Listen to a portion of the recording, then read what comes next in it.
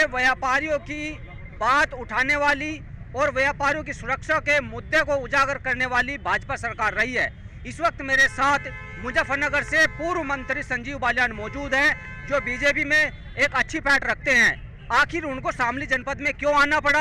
आज वो धरने पर बैठे हैं, व्यापारियों के बीच बैठे हैं। ऐसा क्या हुआ कि संजीव बालियान को मुजफ्फरनगर से शामली में आना पड़ा? तो संजीव बालियान से सीधा बात कर लेते हैं। बालियान जी, आपका स्वागत है न्यूज़ 24 के साथ। धन्यवाद। मैं ये जानना चाहता हूँ कि जो आज शामली की जमीन पर आप आए हैं और बीच जो मुजफ्फरनगर शामली हाईवे है उसके बीच बैठे हैं आप जनता के बीच, तो मुद्दा क्या है? देखिए, पहली बात तो बार बार नुमत को मुजफ्फरनगर से आए, मुजफ्फरनगर शामली एक ही से एक ही रहने दो। ये तो बाई चांस जिला बन गया, और नहीं तो हम तो एक ही थे जी। तो हमारा तो एक ही है, मामला अलग नहीं। बिल्कुल कुछ यहाँ व्यापारियों के साथ दिक्कतें हुई, पुलिस प्रशासन के द्वारा जबरदस्ती दुकान खाली करवाने के प्रयास हुए, और जब इसे रोकने का प्रयास हुई, एक प्रेमी जो जिला सचिव है भारतीय जनता पार्टी का, उसके द्वारा किया गया, तो फर्जी मुकदमा लगाकर उसे जेल भेजा गया। आज इसी संबंध में व्यापारी हम सब लोग यहाँ बैठे हैं। और ऐसी कौन सी ताकतें हैं जो प्रशासन एक पक्षीय कार्रवाई कर रहा है, व्यापारियों के खिलाफ कर रहा है, जिनकी रजिस्ट्री हो चुकी, मंदिर हमारा, जमीन हमारे बाप दादाओं परदादाओं ने दी, और कोई और आके के मालिक में और जबरदस्ती 100 साल पुरानी दुकान खाली करवाए। भाई ऐसा मैंने तो कभी सुना नहीं उत्तर प्रदेश में, जो इस समय में शामली में हो रहा है। इस बात का बहुत दुख हम सबको है। बालियान साहब, अभी आपने ताकतों का जिक्र किया। उत्तर प्रदेश में आप ही की सरकार है, बीजेपी की, और जो बाबा हैं वो भी बीजेपी से संबंध रखते हैं, क्योंकि बाबा योगीनाथ हैं, वर्तमान मुख्यमंत्री हैं। तो ताकत तो एक्स्ट्रा कोई आ नहीं रही है। तो मौजूदा सरकार में यही ताकत है, व्यापारियों की बात भी यही सरकार उठाती है। आज व्यापारी और बीजेपी के कार्यकर्ता नेतागण आमने सामने आ गए। नहीं, पहली बात तो यह हो सकता है मुख्यमंत्री की जानकारी में बात ना हो। ये तो यहाँ के विधायक सांसद, उनको जाकर मुख्यमंत्री के सामने बात रखनी चाहिए थी। हम तो पूर्व हो चुके, तो हो सकता है उनकी जानकारी में बात ना हो सकता है। यहाँ लोकल स्तर पर ऐसी कोई कर्म कर रहा हो या कोई गलत सूचना हो। मेरी जब प्रशासनिक अधिकारी से बात हुई, बहुत से प्रशासनिक अधिकारियों को नहीं पता था तुम क्या कर रहे हो। पीड़ित व्यापारियों ने ज्ञापन भी दिया, राष्ट्रपति के नाम दिया, प्रधानमंत्री के नाम दिया, मुख्यमंत्री के नाम दिया। तो क्या मानते हैं कि एडमिनिस्ट्रेशन फैल रहा है, वो यहाँ की सूचनाएं ऊपर तक नहीं दे पाया है? फेल नहीं रहा, एक पक्षीय कार्रवाई की, वो तो एक पक्ष बन गया। वो तो मंदिर समिति, जो स्वयंभू मंदिर समिति जो दावा कर रही है व्यापारियों को निकालने का, वे तो उनके पक्ष में खड़े हैं इस समय पे। वो तो एक तरह से कह सकते हैं हम एक पक्ष हैं, और वो प्रशासन तो उनके साथ मिल चुका है, दूसरा पक्ष बन चुका है। लेकिन किसी कीमत पे कोई दुकान खाली नहीं होने दी जाएगी। कोई एक दुकान कोई ताकत नहीं खाली करके दिखा दे। आज तो शामली के व्यापारी बैठे हैं, अगर कल ऐसी नौबत रही तो शामली जनपद के गाँव के देहात के लोग भी इकट्ठा होंगे, क्योंकि हमारा तो आपस में रोज का आना जाना है। अगर कोई किसी को कोई पीड़ा शामली शहर में, तो गाँव भी आएंगे भाई, फिर देख लियो, फिर संभालना मुश्किल हो जाएगा। तो मंत्री जी, क्या कोर्ट के आदेश को भी चैलेंज करेंगे? अगर आदेश आया दुकान खाली करने का कोर्ट का, तो फिर क्या करेंगे आप लोग?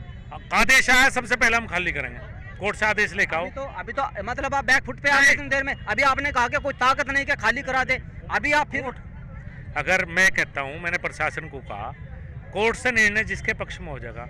अगर कोर्ट से हमारे खिलाफ होगा, हम क्यों नहीं खाली करेंगे? लेकिन कोर्ट के निर्णय से ही तो करेंगे। अगर अभी तो कोर्ट ने हमें स्टे दिया हुआ है दोस्त, कोर्ट से हमारे पक्ष में स्टे है, तो प्रशासन को हमारा साथ देना चाहिए, उनका देना चाहिए। जब तक कोर्ट का निर्णय होता, पुलिस प्रशासन को अधिकार नहीं है कहीं हस्तक्षेप करने का। कोर्ट से जो निर्णय होगा वो हम सबको मानेंगे, हम क्यों नहीं मानेंगे भाई।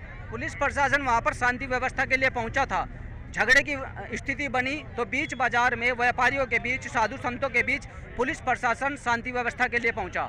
लेकिन वहां पर जो कार्यवाही हुई, मुकदमे दर्ज हुए, उसमें विवेक प्रेमी को जेल भेज दिया गया। इस बारे में क्या कहेंगे? फर्जी मुकदमा है बिल्कुल।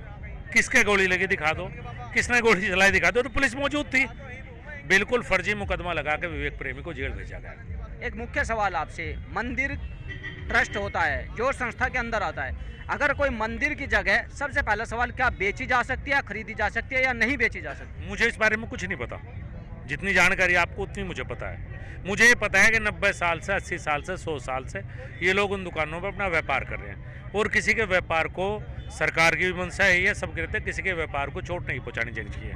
अगर किसी ने गलत बेची थी तो कोर्ट से उसे बेनामे खारिज करवा दो।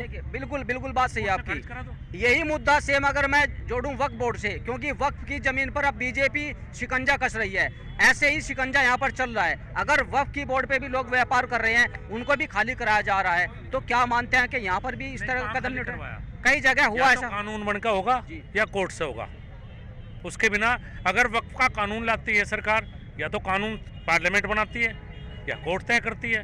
प्रशासनिक अधिकारी और प्रशासनिक स्टाफ ये तय करने का अधिकार नहीं है। या तो कानून बनेगा या कोर्ट का आदेश होगा, जब भी खाली होती है, वैसे नहीं कभी खाली होती। आपने कानून की एक तरफा बात कही है कि कानून एक पक्षीय कार्यवाही कर रहा है, नहीं तो हाँ, जिला प्रशासन तो द्विपक्षीय अगर कार्यवाही तो उसमें दूसरा पार्ट क्या होना चाहिए आपकी तरफ से? भाई मैं तो ये कहता हूँ, सबसे पहले जो कोर्ट का निर्णय वो सब स्वीकार करें। अगर कोर्ट ने स्टे दिया है तो व्यापारी को दुखी ना किया जाए।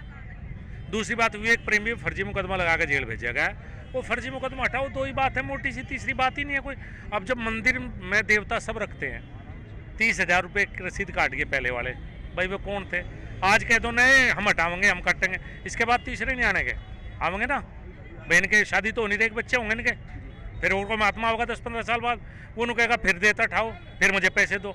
अरे भाई मंदिर मारा है, ऐसा क्यों कर रहे हो? और आप तो संत है, आप क्या करोगे भाई इतने पैसे का? कहाँ लेके जाओगे? आप तो संत हो, तो व्यापारी हैं, तो संतों को तो नहीं ऐसा काम शोभा देता। भाईजान साहब, अभी जो व्यापारी हैं जिन दुकानों का मुद्दा चल रहा है, में 9 दुकान है, तो 9 दुकान में से लगभग 4 या 5 का एग्रीमेंट हो चुका है जो रेंट पे रहेंगी, बाकी का नहीं हुआ है। एक ही दुकान ऐसी है जो हाईलाइट हो रही है, जिसकी वजह से मामला प्रकाश में आया है। आप लोग को अपने ज़िले में वापस आना पड़ा है धरना प्रदर्शन पे, तो एक ही व्यापारी की हठधर्मिता के चलते सब हो रहा है या फिर क्या देखते हैं? ये कौन सी ताकतें हैं जो 3 मंदिरों की दुकान खाली करवा ली पिछले कुछ समय से शामिल? पहले सुना और मंदिरों की भी होगी। कौन आए भाई, कहाँ से आए? इनकी जांच पड़ताल करके यार इनके बारे में हमको बताओ, ये कहाँ से पैदा हुई है, कहाँ से पहुँचे एकदम से, कौन लोग हैं, किसने इन मंदिर का मालिक इन्हें बना दिया?